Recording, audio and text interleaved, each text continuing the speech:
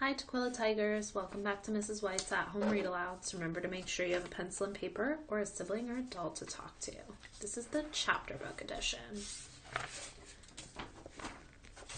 So, we've been reading Crash by Jerry Spinelli, and we are currently on chapter 5.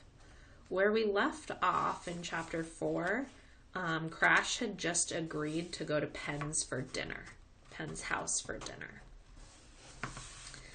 And the only thing we really know about Penn's house is that when Crash saw it before, that he thought it looked more like a garage than a house. Alright, so this is chapter 5. My mother didn't like the peel job on the tree, so I was grounded for 3 days. My sister collected the scraps of bark and got some Elmer's glue and pasted them back onto the tree trunk like a jigsaw puzzle. When I knocked on the door of the garage house, I could hear him squealing. "He's here!" and running. The door flew open. He looked at me like he hadn't seen me in years. "Hi, John. Come on in." "It's Crash," I told him.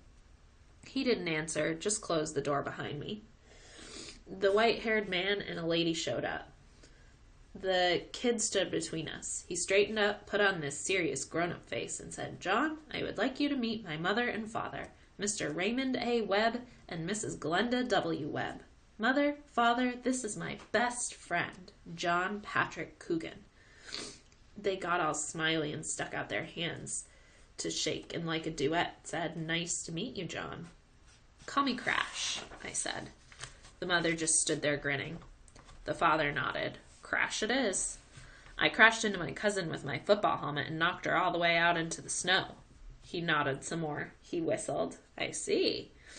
The mother spoke up. "Penn, why don't you take Crash to your room for a few minutes until dinner is ready? Every other house I ever saw, you had to go upstairs to a bedroom. Here you just went a couple of steps from the room and bam, you were there. Didn't you ever live in a 2-story house?" I asked him. He thought. "In North Dakota, we lived on the 2nd floor of a house, but somebody else lived on the 1st floor. I shook my head. Weird. His room was weird, too. "Where's your toys?" I said. He dove under his bed and pulled something out. "Here." "What is it?" "A Conestoga wagon. It's just like the one my great-great-great-grandfather Webb went out to North Dakota in. My great-grandfather made it for me. He said there's a place in North Dakota where you can still see the ruts in the ground from all the wagon trains." It was wood, not even painted, old-looking, about ready for the junk heap. He pulled it across the floor. "It wobbles," I said. He just kept grinning at it like it was going to stand up on its hind wheels and bark. I had been thinking about how some kids call their grandfathers Pop Pop, so I said, "What do you call him? Pop Pop Pop?" I was too busy laughing at myself to hear his answer. I looked around. "So where's the rest?" Now he was pulling the wagon in circles. "The rest of what?" "Your toys." He pointed to the wagon. "There it is." "I mean the rest." I looked under his bed. I nosed into his closet. Dump trucks, fire engines, cars, cranes, steam shovels, Batman, Spider-Man, Dinah. "Wait!" he squawked.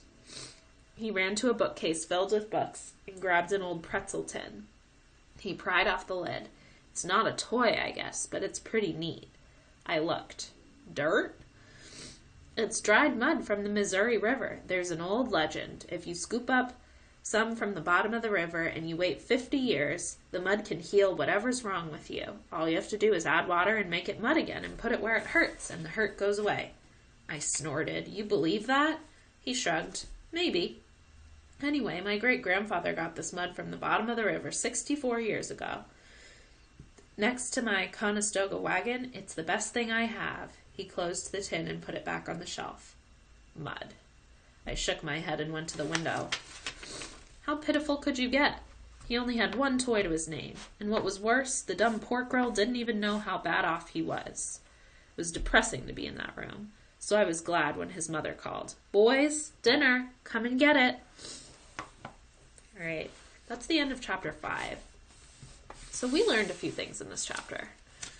And I have a couple of questions for you. So, first of all, what are you learning about Penn Webb's family? What are some things that you learned about his family? Second, What do you think of Crash's reaction to Pen's house and toys? And then what does that reaction say about Crash? All right, go ahead and pause and write or discuss. All right, Tukwila Tigers, that's the end of chapter 5 of Crash. I hope you tune in again soon. I miss you.